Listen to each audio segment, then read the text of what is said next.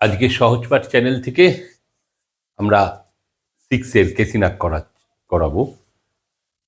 তোমাদের সকলকে স্বাগত জানাই। আমাদের এই চ্যানেলটা কিন্তু সন্ধে 6টা নাগাদ প্রত্যেক দিন ক্লাসগুলো রিলিজ হয়, তাই সেই সময়টা থেকেও বা পরে তোমরা দেখে নিও। সবাই এটা বেশি বেশি করে লাইক করো, সাবস্ক্রাইব করো, আর সবচেয়ে বড় কথা যেটা, তোমরা অঙ্কটা শেখো। তার জন্য সবার মধ্যে চ্যানেলটাকে ছড়িয়ে দাও। যাই হোক, আমরা 6, 7 দুটো ক্লাস আপাতত করাচ্ছি, এবং একদিন করে 6-এর ক্লাস, একদিন করে 7-এর ক্লাস, এইভাবেই আমাদের চলছে।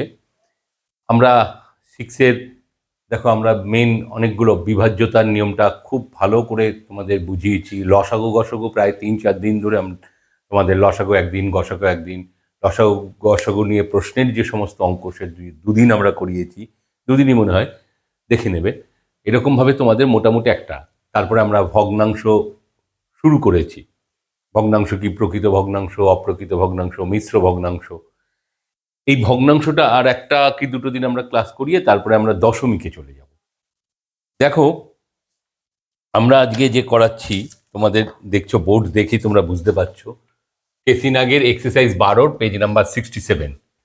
ঠিক আছে, দেখো আমরা এখান থেকে উদাহরণের অঙ্কগুলো করাচ্ছি। বইয়ের অঙ্কগুলো একই ধরনের অঙ্ক আছে। দেখো, একটা অঙ্ক তোমাদের আমি দিচ্ছি, কত টাকার 3/4 অংশ। বাচ্চাদের অঙ্ক কিন্তু। কত টাকার 3/4 অংশ 24 টাকা। দেখো, এটা একটা অঙ্ক।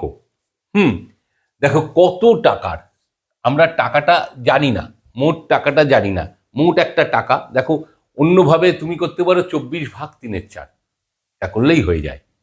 কিন্তু আমি বলছি আমরা একদম বুঝে শুনে করি, তাই জন্যই অঙ্কটা। নাহলে এটা তো 24কে 3/4 দিয়ে ভাগ করলেই হয়ে যাবে। হ্যাঁ, 3 × 8 = 24, 4 × 32, মুখে মুখে। এবার অঙ্কটার বেসিক জিনিসটা যদি আমরা জানি, তাহলে ওটা কেন ভাগ হচ্ছে আমরা বুঝতে পারবি। ধরি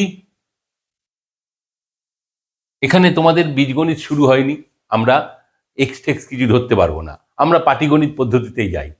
ধরি সমগ্র টাকা বা মোট টাকা, সমগ্র টাকার পরিমাণ 1 অংশ। ঠিক আছে, তাহলে কত টাকার, তাহলে এই টাকাটার সমগ্র টাকার পরিমাণ হচ্ছে 1।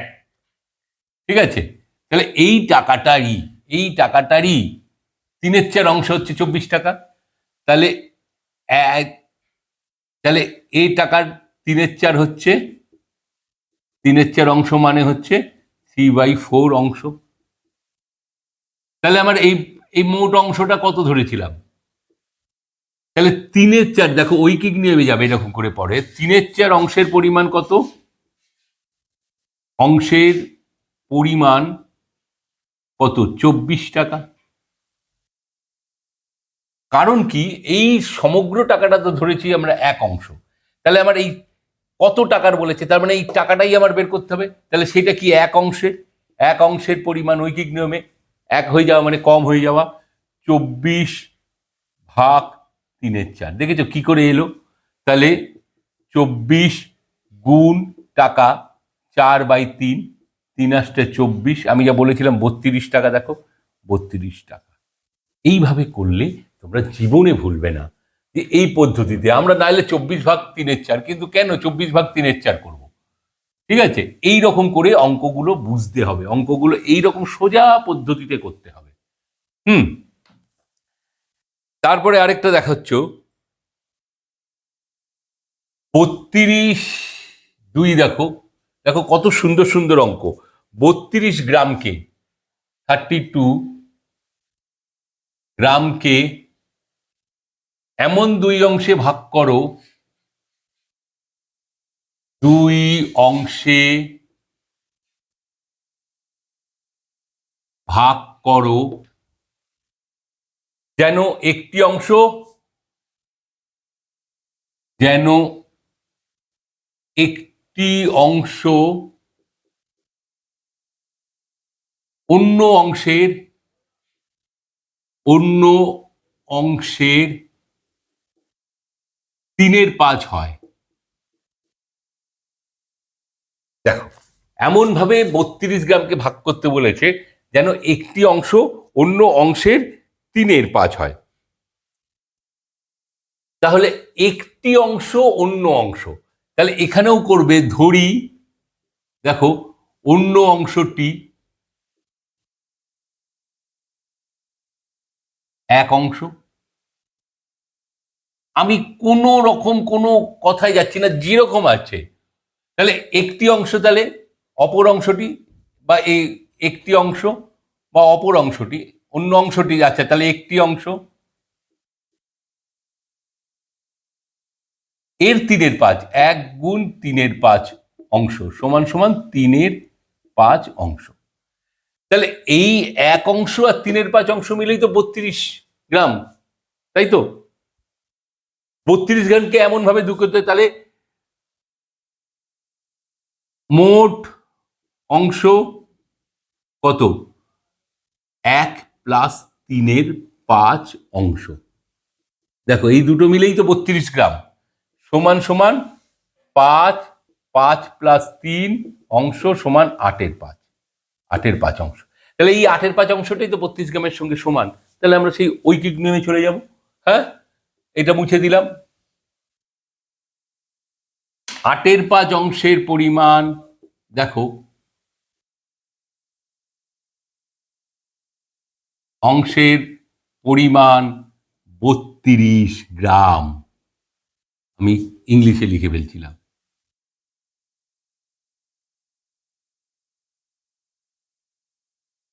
ঠিক আছে, তাহলে এক অংশের পরিমাণ কত হবে? এটাই বার করতে হবে। এক অংশের পরিমাণ 32 ভাগ 8/5 এত গ্রাম, সমান সমান 32 গুণ 5/8, 4 32 সমান 20 গ্রাম। তাহলে এমন ভাগে ভাগ করতে বলেছে, তাহলে একটা 20 গ্রাম হলে আরেকটি অংশ, তাহলে এক অংশটা একটা অংশ ছিল, আরেকটি অংশ আমরা দুভাবে ভাগ করতে পারি। 20কে 3/5 দিয়ে গুণ করতে পারি।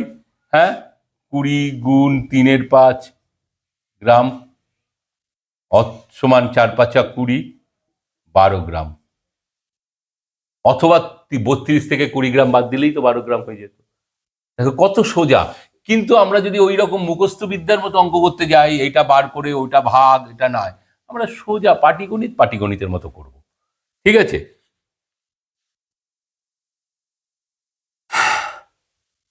দেখো আরেকটা অঙ্ক, কত সুন্দর সুন্দর অঙ্ক। হ্যাঁ, কিচ্ছু নয়, কিন্তু শুধু অঙ্কটাকে তোমার বুঝতে হবে। 3 নম্বর অঙ্ক, কোন সংখ্যা, কোন সংখ্যা বলেনি কিন্তু, এই হসন্ত আছে মানে কোন সংখ্যা, কোন সংখ্যা 2/3 অপেক্ষা 2/3 অপেক্ষা যত বড়, 11 অপেক্ষা 11 15 অপেক্ষা একদম একই রকম করবে, 15 অপেক্ষা তত ছোট। কোন সংখ্যা? তাহলে কোন সংখ্যা 2/3 অপেক্ষা যত বড়, 11 আছে। দেখো প্রথম কটা হচ্ছে 2/3 থেকে যত বড়, 11 15 থেকে তত ছোট। এটা আমরা, তাহলে সংখ্যাটা মাঝখানে থাকছে 2/3 আর 11 15, তাহলে এই দুটো যোগ করে ভাগ করলে হয়ে যায়। কিন্তু আমি আমার ভাষায় করব। কেন ওটা করছি? ধরি সংখ্যাটি 1, ঠিক আছে, এক অংশ। তাহলে 2/3 অপেক্ষা যত বড়, তাহলে এর 2/3, এর 2/3 সমান 2/3 অংশ। আর 11 15 অপেক্ষা তত ছোট।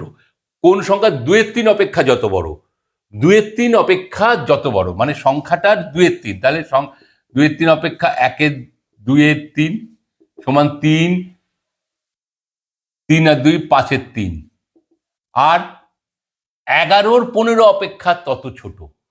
2 3 অপেক্ষা যত বড়, মানে 2 3 থেকে যত বড়, 2 3 অপেক্ষা যত বড়, হ্যাঁ, আর 11 15 অপেক্ষা তত ছোট। তাহলে সংখ্যাটার 11 15 কত? 11 15, 1 গুণ 11 15 সমান 11 15। দেখো, ঠিক আছে? তাহলে কি দাঁড়াচ্ছে? এইটা অপেক্ষা যত ছোট, কে ছোট? 11 15 অংশটা। হ্যাঁ, 11 15 অংশটা ছোট, তাহলে 11 15 অপেক্ষা তত ছোট, মানে ওর যে 11 15, তাহলে 1 মাইনাস 11 15, এটা অপেক্ষা তত ছোট হয়ে যাবে। ঠিক আছে?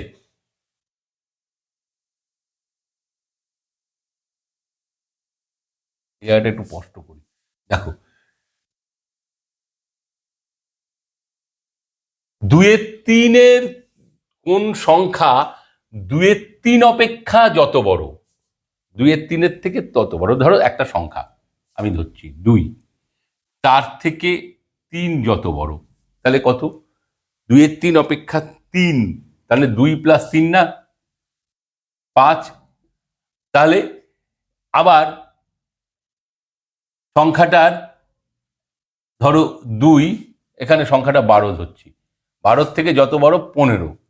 হ্যাঁ, আবার সংখ্যাটার 11 15, 11 15 মানে হচ্ছে, ধরে নিলাম আমি, অপেক্ষা তত ছোট, সংখ্যাটা 11 15 অপেক্ষা তত ছোট, মানে 12 থেকে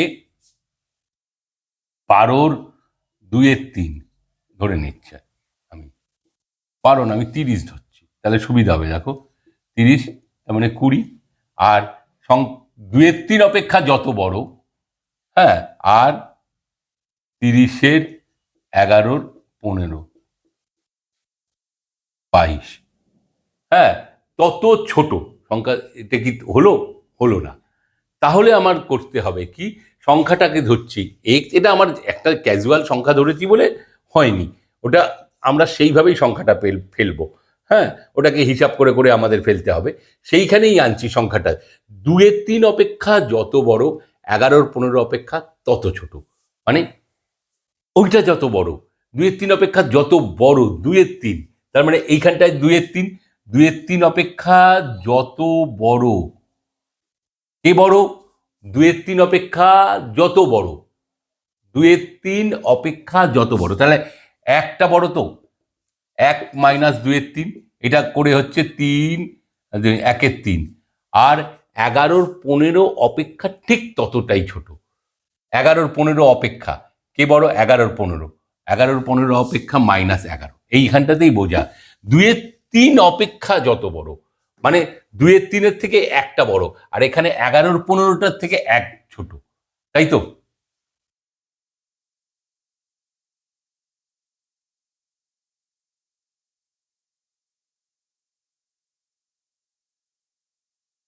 না, 1 মাইনাস 11 15।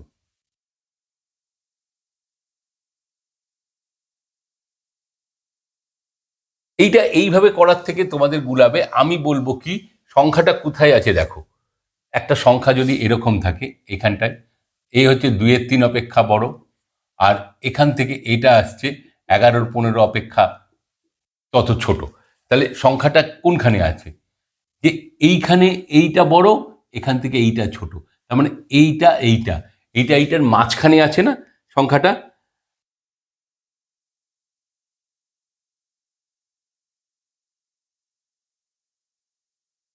তাহলে কি করতে হবে? এই যে সংখ্যাটা 2 3, আমি যে সংখ্যাটা ধরেছি, এখানে সংখ্যাটা ধরতে হবে, সরি, সংখ্যাটা যদি 2 3 অপেক্ষা যত বড়, তার মানে 2 3, হুম, তাহলে নির্ণেয় সংখ্যাটি লিখতে হবে এরকম, নির্ণেয় সংখ্যাটি 2 3 ও 11 15 সমষ্টির, এই 11 15 ঠিক মধ্যবর্তী মধ্যবর্তী সংখ্যা। তাহলে মধ্যবর্তী সংখ্যা, মধ্যবর্তী মানে, তাহলে অতএব সংখ্যাটি দাঁড়াবে 2/3 প্লাস 11/15, হ্যাঁ, ডিভাইডেড বাই 2 ভাগ 2, কারণ অর্ধেক। তার মানে এবারে আমি করি 45, না 45 কেন হবে, 3 আর 15, 3 অক্ষে 3, 3 5 15, 15 লসাগু 15, 5 দুগুণে 10 প্লাস 11, তাই তো, হ্যাঁ, সমান সমান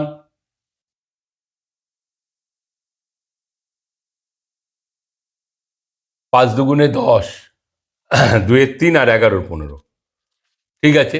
তার মানে হচ্ছে গুণ এইটা নেমে এই এলো, ঠিক আছে, অর্ধেক মানে এইটা এই হচ্ছে গুণ 1/2, তার মানে 21/15, তাই তো, 21/15, তার মানে হয়ে যাবে হচ্ছে গুণ 1/2, তার মানে সংখ্যাটি হচ্ছে 21/30, এই হচ্ছে সংখ্যাটা। দেখো এইটার থেকে এইটা করো, 2/3 অপেক্ষা যত বড়, মানে এই দিকে গেল, হ্যাঁ, 2/3 অপেক্ষা যত বড়, আবার 11/15 অপেক্ষা তত ছোট, এদিক থেকে করে দেখবে মাঝখানে ওই সংখ্যাটা বেরোবে, ঠিক আছে। এটা এই পদ্ধতিতেই তোমার সুবিধা হবে, এইখানে বুঝতে হবে যে কিভাবে বলেছে, হ্যাঁ। ওটা যদি আমি তখন বীজগণিতে ছেড়ে এই বীজগণিতে যাব, এক্স ধরে নেবো, তখন অনেক সোজা হয়ে যাবে।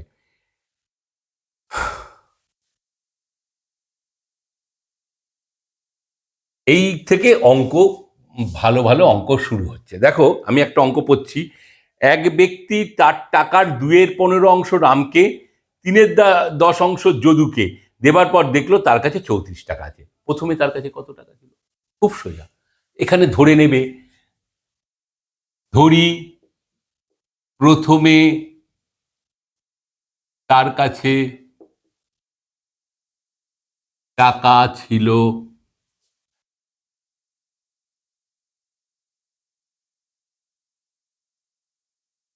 এখানে অংশ ধরতে হবে 1 অংশ, বা তার সমগ্র টাকার পরিমাণ 1 অংশ, ঠিক আছে। তাহলে তার কি বলেছে, 2/3, 2/15 রামকে, 3/10 যদুকে দেবার পর দেখা গেল তার কাছে 34 টাকা আছে। তাহলে এখানে রামকে দিল কত? রামকে দিল 1/2/15, 2/15 সমান 2/15, একদম সোজা অঙ্ক এগুলো। যদুকে দিল 1 কত অংশ দেখি, 3/10, দেখো একদম সমান। আমরা যখন 7-এ উঠে যাব তখন এগুলো এক্স ধরবো, 1-এর জায়গায় এক্স ধরবো, এখন থেকে তোমাদের হিন্স দিয়ে রাখলাম।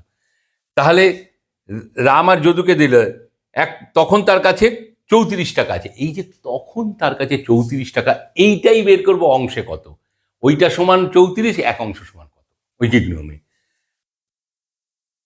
এখন তার কাছে,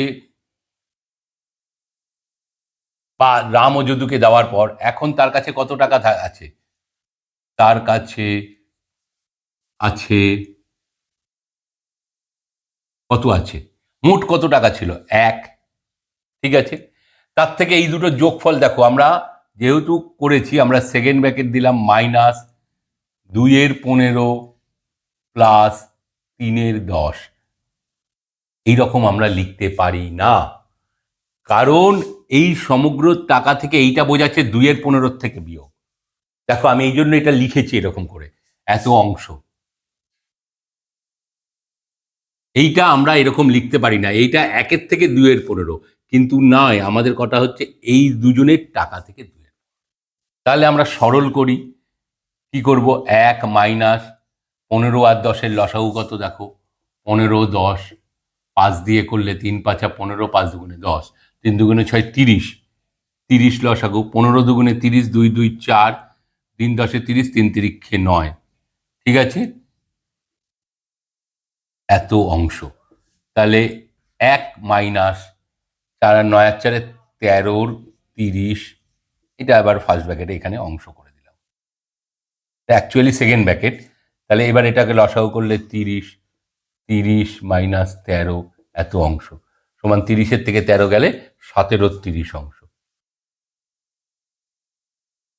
ঠিক আছে, এই যে জিনিসটা, এটা কার সঙ্গে, এইটাই তো দেওয়া আছে, এই জন্যই এটা আমরা বের করেছি। কেন এটাতে গেলাম, তার কাছে যে টাকাটা রয়েছে সেটা 34 টাকা। তাহলে তাহলে 17:30 অংশের পরিমাণ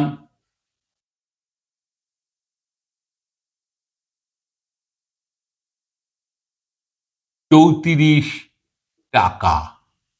তাহলে এক অংশের পরিমাণ 34 ভাগ 17:30 কম হবে, সমান 34 গুণ 30/17, কাটাকাটি হয়ে গেল, 17 দুগুণে 34। ঠিক আছে, তার মানে কত হলো, 30 দুগুণে 60 টাকা। তাহলে তার কাছে কত টাকা ছিল, এটাই উত্তর ছিল। হ্যাঁ, এটাই ছিল। প্রথমে তার কাছে কত ছিল, প্রথমে তার কাছে টাকা ছিল 1 অংশ, তার মানে প্রথমে তার কাছে টাকা ছিল 60। দেখো এইবারে এই টাকাটাই, দেখো ওইটাই করলে আবার 60-এর 17-30 করলেই দেখো 34 টাকা। এইখানে এই জায়গাটাতেই বোঝা যে আমার কাছে কত টাকা আছে। আমার কাছে আছে 34 টাকা, বা আমার কাছে 34 টাকা বাকি থাকছে, তাহলে আমি এই বাকি টাকাটা 1 অংশের সঙ্গে সমান করব। ঠিক আছে, এখন এইটা বোঝো, যারা ক্লাস 7-এর দেখছো তাদের আমরা কিন্তু এই অঙ্ক করাবো এক্স ধরে। হ্যাঁ, যদি কেউ দেখে থাকো ক্লাস 7-এর, তোমরা কিন্তু এই বেসটা তোমরা যদি না শিখে থাকো, তাই জন্য আমি বলছি তোমরা ক্লাসটা ফলো করবে। আচ্ছা, তারপরে দেখো, কোনো সম্পত্তির 3/4 অংশের মূল্য 3,300 টাকা হলে তার 5/11 অংশ মূল্য কত। তার মানে কোনো সম্পত্তি, এখানে কোন সম্পত্তি বলেনি কিন্তু, কোনো সম্পত্তির 3/4 অংশ। হ্যাঁ, আমরা কোনো সম্পত্তিটাকে ধরি, দেখো আমরা যদি পুরো সম্পত্তিটা বার করতে পারি, তার 3/4 অংশটা হচ্ছে 3300 টাকা, আর ঠিক তারপরে উত্তর চেয়েছে 5/11 অংশের মূল্য কত। খুব সোজা, ধরি সমগ্র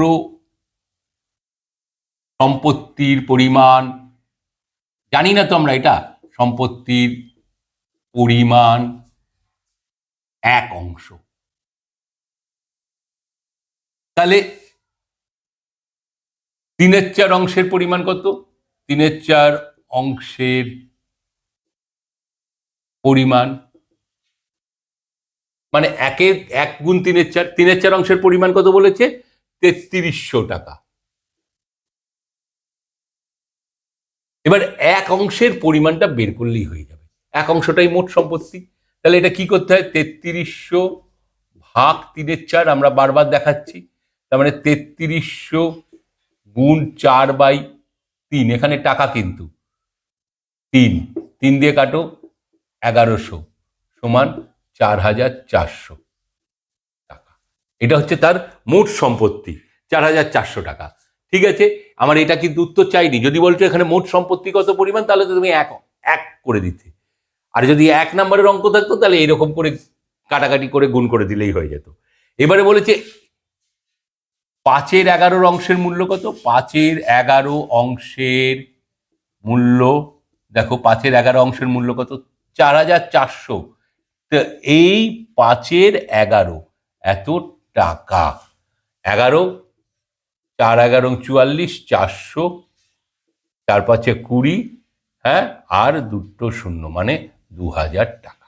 দেখো কত সোজা অঙ্ক, আমরা লসাগু গসাগু কত সুন্দর সুন্দর অঙ্ক করে এসেছি, এখন এগুলো মনে হচ্ছে যে কত সোজা। ওই জন্য আমি একটুখানি মানে সুন্দর ভালো অঙ্কটা আগে করিয়ে দিয়েছি, নিয়ে এই অঙ্কগুলো তো ভগ্নাংশের কোনো ব্যাপারই না। তাহলে এইটা হচ্ছে উত্তর, 2,000 টাকা, 5/11 অংশ। তার মানে মোট সম্পত্তিটা আমাকে বের করতে হলো ওই 3300 টাকা দিয়ে। ঠিক আছে, এইবারে এক্সারসাইজ 12-তে আমি দেখো একটা দুটো অঙ্ক আমি করাচ্ছি।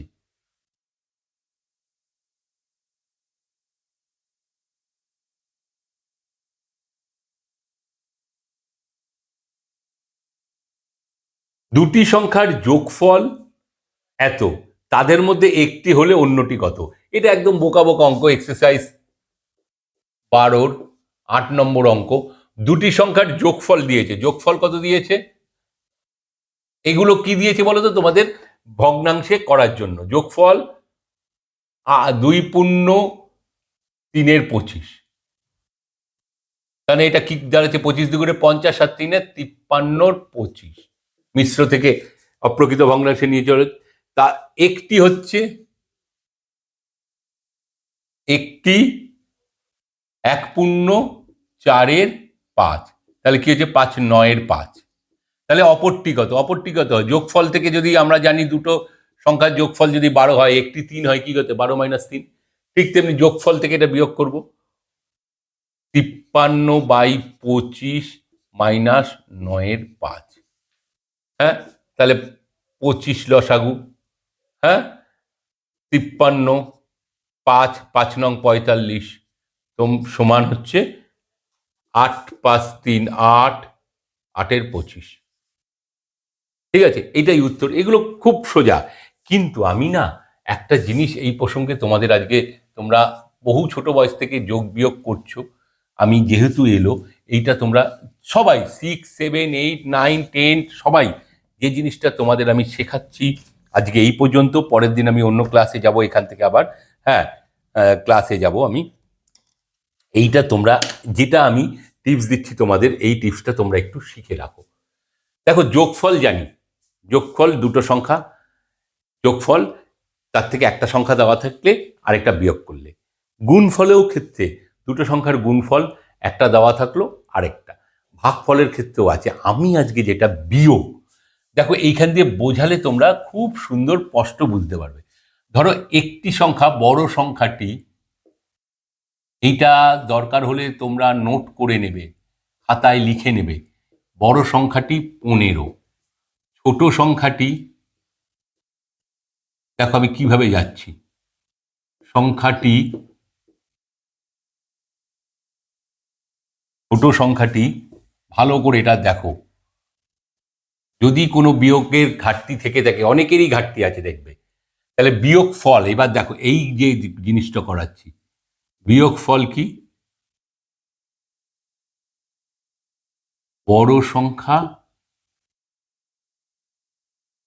বিয়োগ ছোট সংখ্যা। এটা সবাই তোমরা জানো। বলছে স্যার এগুলো করাচ্ছে কেন? দেখো, এটা মানে কি? 15 বিয়োগ 6 সমান সমান 9। ঠিক আছে, এইবারে আমার দিয়েছে বিয়োগ ফলটা দেওয়া আছে, বড় সংখ্যাটা দেওয়া আছে। তাহলে আমরা কি করব? ছোট সংখ্যা বের করার ফর্মুলা,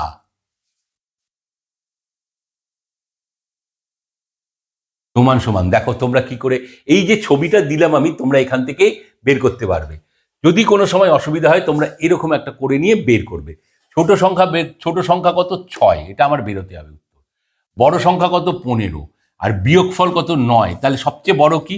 বিয়োগফলের সময় বড় সংখ্যা, ছোট সংখ্যা, বিয়োগফল, এর মধ্যে সবচেয়ে বড় জিনিস হচ্ছে বড় সংখ্যাটাই। ঠিক আছে, তখন করতে হবে বড় সংখ্যা বিয়োগ বিয়োগফল,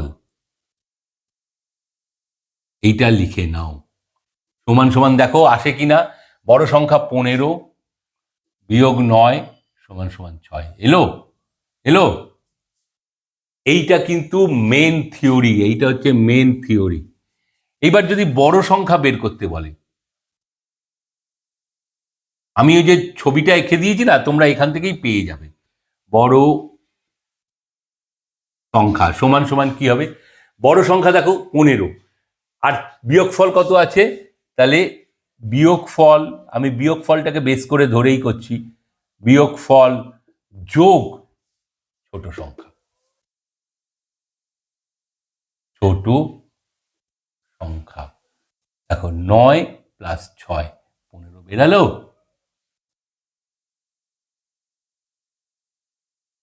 বেরালো?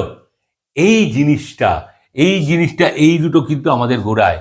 বড় সংখ্যা বের করতে গেলে বিয়োগফল আর ছোট সংখ্যাকে যোগ করতে হবে, ছোট সংখ্যা বের করতে গেলে বড় সংখ্যার থেকে বিয়োগফলকে বিয়োগ দিতে হবে।